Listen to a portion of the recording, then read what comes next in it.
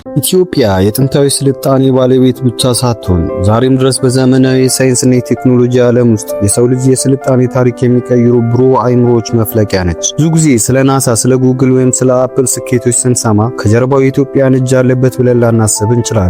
ነገር ግን ሐቁ ሌላ ነው። በዚህ ዝርዝር ዘገባችን ዓለምን ያስደነቁ በታላላቅ የቴክኖሎጂ ተቋማትና የምርምር ማዕከላት ውስጥ ከፍተኛ ኃላፊነት የነበራቸውና የሰው ልጅን ጠቃሚ ግኝቶችን ያበረከቱ 10 ታላላቅ ኢትዮጵያውያንን እንመለከታለን። ከተፈር ተመራማሪዎች እስከ አርቲፊሻል ኢንተለጀንስ ሊቃውንት እንዲሁም በታላላቅ የቴክኖሎጂ ኩባንያዎች ውስጥ አሻራቸውን ያሳረፉ መሐንዲሶችን ታሪክ ደረጃ በደረጃ እንመለከታለን። እስከ መጨረሻው አብራችሁን ቆዩ።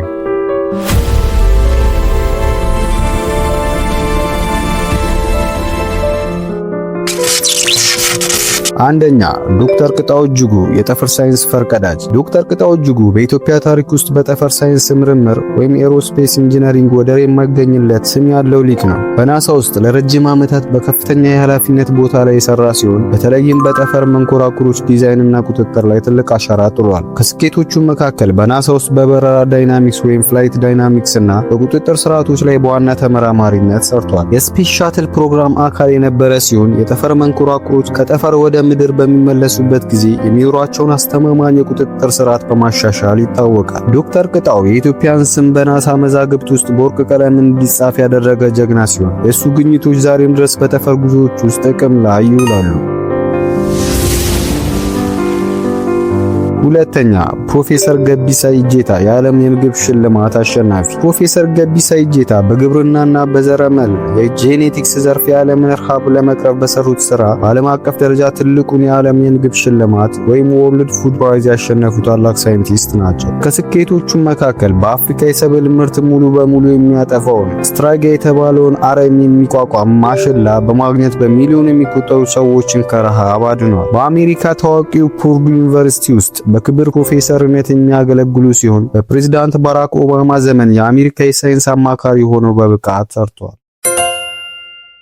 ትምኒት ገብሩ የአርቲፊሻል ኢንተለጀንስ ስነ ምግባር ሊቅ። ትምኒት ገብሩ በአሁኑ ሰዓት በዓለማችን እጅግ ተፈላጊና ተጽዕኖ ፈጣሪ ከሆኑ የአርቲፊሻል ኢንተለጀንስ ተመራማሪዎች አንዷ ነች። በጉግል ውስጥ የኢቲካል ኤአይ ቡድን መስራችና መሪ ሆና ሰርታለች። ከስኬቶቿ መካከል በጉግል ውስጥ በኤአይ ቴክኖሎጂዎችና የፊት ገጽታን በሚለዩ ሶፍትዌሮች ላይ የሚታዩ የዘርና የጾታ መድሎችን ወይም አልጎሪዝም ቢያዝ በማጋለጥ የቴክኖሎጂ ዓለም ያነጋገረ ትልቅ ምርምር ሰርታለች። ከጉግል በፊት በአፕል ውስጥ በኢንጂነሪነት የሰራ ሲሆን እንዲሁም ብላክን ኤአይ የተባለውን ድርጅት በመመስረት የጥቁር ተመራማሪዎችን ተሳትፎ አሳድጋለች። ዶክተር አክሊሉ ለማ የቢልሃርዚያ መድኃኒት አግኝ። ዶክተር አክሊሉ ለማ በሕክምና ሳይንስ ዘርፍ ራይት ላይቭሊሁድ አዋርድ ያሸነፉ የታወቁ ሳይንቲስት ናቸው። ከስኬቶቹም መካከል እንዶድ የተባለውን የኢትዮጵያ ተክል በመጠቀም የቢልሃርዚያ በሽታን የሚያሰራጩ ቀንድ አውጣዎችን ማጥፋት እንደሚቻል በምርምር አረጋግጧል። ይህ ግኝት በማደግ ላይ ባሉ ሀገራት በዝቅተኛ ወጪ በሚሊዮኖች የሚቆጠሩ ሰዎችን ሕይወት ለመታደግ ያስቻለ ታላቅ የሕክምና ስራ ነው። ዶክተር ሶስና ኃይሌ የነዳጅ ስል ወይም ፊውል ሴል ፈጣሪ። ዶክተር ሶስና ኃይሌ በቁስ ሳይንስ ወይም ማቴሪያል ሳይንስ ዘርፍ በአሜሪካ ታዋቂው ካልቴክ ውስጥ ፕሮፌሰር ስትሆን በኃይል አቅርቦት ቴክኖሎጂ ላይ አዲስ የፈጠራ ግኝት አበርክታለች። ከስኬቶቿ መካከል አዲስ አይነት ሶሊድ አሲድ ፊውል ሴል በመፍጠር አነስተኛ የካርቦን ልቀትንና ከፍተኛ ንጹህ ኃይልን የሚያመነጭ ቴክኖሎጂ ሰርታለች። ይህ ግኝት ለወደፊት የታዳሽ ኃይል አቅርቦትና ለዓለም አቀፍ የአካባቢ ጥበቃ እጅግ ወሳኝ ምዕራፍ የከፈተ ነው። ዶክተር ዘረሰናይ ዓለምሰገድ የሰው ልጅ ታሪክ ቆፋሪ። ዶክተር ዘረሰናይ ዓለምሰገድ በፖሊዮ አንትሮፖሎጂ ዘርፍ ዓለምን ያስደነቀ ግኝት ያበረከተ ሳይንቲስት ነው። ከስኬቶቹ መካከል ሰላም የተባለችውን የ3.3 ሚሊዮን ዓመት የሰው ልጅ ሕፃን ቅሪተ አካል በማግኘቱ በዓለም አቀፍ ሳይንሳዊ ማህበረሰብ ዘንድ ትልቅ ዝናን አትርፏል። ዛሬ በቺካጎ ዩኒቨርሲቲ ፕሮፌሰር ሲሆን የሰው ልጅ አመጣጥና ዝግመተ ለውጥ ታሪክን የሚቀይሩ ጥናቶችን በየጊዜው እየሰራ ያቀርባል። ዶክተር ጄላን ኔልሰን የኮምፒውተር ሳይንቲስት ታዋቂ። ዶክተር ጄላን ኔልሰን በኮምፒውተር ሳይንስ በተለይም በአልጎሪዝም ዘርፍ ላይ በዓለም አቀፍ ደረጃ እውቅና ያተረፈ ኢትዮ አሜሪካዊ ሊቅ ነው። ከስኬቶቹ መካከል በትልቅ መረጃዎች ወይም ቢግ ዳታ ትንተና ላይ አዳዲስና ፈጣን አልጎሪዝሞችን ይፈጥራል። የፕሬዝዳንታዊ ሽልማት ወይም ፔኬዝ አሸናፊ ሲሆን በጉግልና በፌስቡክ ውስጥ ለሚሰሩ የዳታ ስርዓቶች የሱ ምርምር ትልቅ ግብዓት ሆኗል። ኢትዮጵያ ውስጥ አዲስ ኮደር የተባለውን ድርጅት በመመስረት በሺዎች የሚቆጠሩ ወጣቶችን በነጻም ያስተምራል። ዶክተር ረድኤት አበበ የአልጎሪዝምና የማህበራዊ ፍትህ ሊቅ። ዶክተር ረድኤት አበበ በኮምፒውተር ሳይንስ ዘርፍ ከታወቀው ኮርኔል ዩኒቨርሲቲ የመጀመሪያ ጥቁር ሴት የፒኤችዲ አሸናፊ ነች። ከስኬቶቿ መካከል የአርቲፊሻል ኢንተለጀንስ እና የኮምፒውተር አልጎሪዝሞችን በመጠቀም በማህበረሰብ ውስጥ የሚታዩ የኢኮኖሚና የማህበራዊ ፍትህ እጥረት ችግሮችን በመፍታት የሚቻልበትን መንገድ ላይ ምርምር ታደርጋለች። በአሁኑ ሰዓት በበርክሊ ዩኒቨርሲቲ ውስጥ በፕሮፌሰርነትም ትሰራለች። 9ኛ ዶክተር ብርሃነ አስፋው።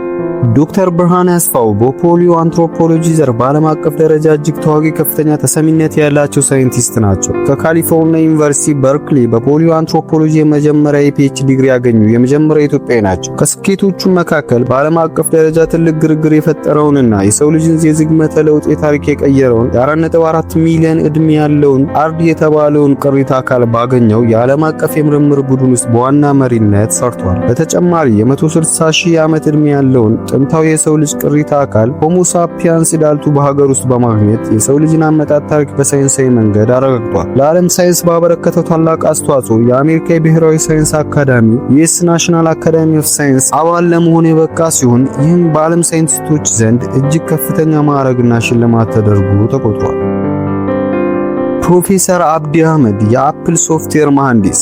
ፕሮፌሰር አብዲ አህመድ በአሜሪካ የቴክኖሎጂ ማዕከል በሆነችው ሲሊከን ቫሊ ውስጥ ስኬታማ ታሪክ ያለው የሶፍትዌር መሐንዲስ ነው። ገና በወጣትነቱ ወደ አሜሪካ ተሰዶ በታዋቂው አፕል ኩባንያ ውስጥ እንደ ከፍተኛ ሶፍትዌር ኢንጂነር ለረጅም ዓመታት ሰርቷል። ወደ አፕል ለመግባት ካደረገው ተጋድሎ አብዲ ወደ አፕል ለመቀጠር የነበረው ጽናት በጣም የሚደነቅ ነበር። አፕል ዋና መስሪያ ቤት በር ላይ በመቆም ብቃቱን በተግባር በማሳየት ስራ አስኪያጆችን አሳምኖ በኢንጂነሪንግ ተቀጥሮ ነበር።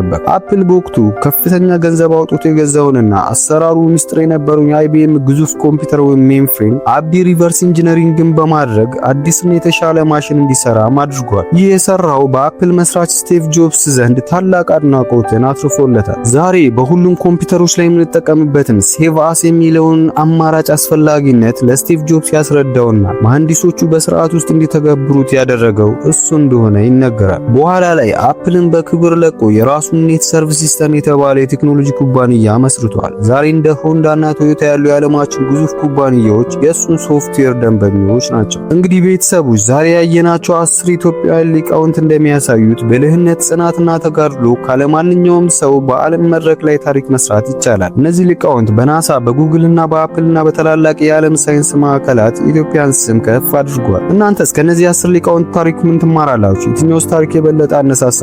ሐሳባችሁን ኮሜንት ላይ ያስቀምጡልኝ። ይህ ቪዲዮ ላይክ እና ሼር በማድረግ ለሌሎች ወጣቶች ተነሳሽነት እንዲሆን አድርጉ። ለቻናሉ አዲስ ከሆናችሁ ሰብስክራይብ ማድረጋችሁን እንዳትረሱ። በሚቀጥለው ሳምንት በሌላ አስገራሚ መረጃ እስከምንገናኝ ሰላም ቆዩ።